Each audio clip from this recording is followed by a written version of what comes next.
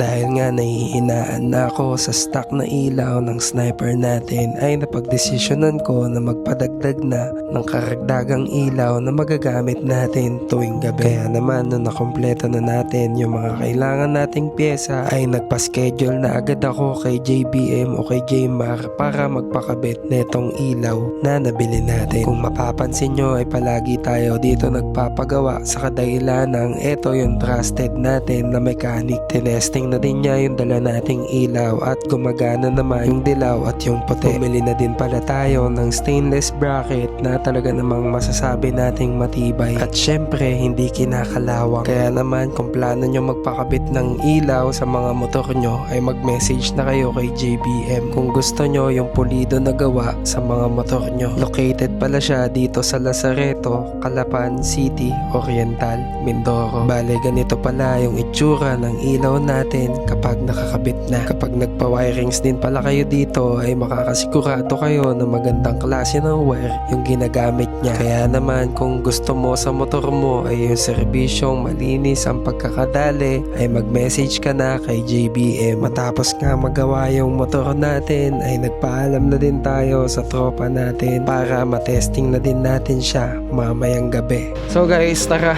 labas tayo. Bali, testing ko yung ilaw na in-install sa atin kanina ni JB or ni Jmar. Yung nabili ko palang ilaw, 3 wires lang pala siya. So wala siyang combination ng yellow and white. Tayo mag-testing.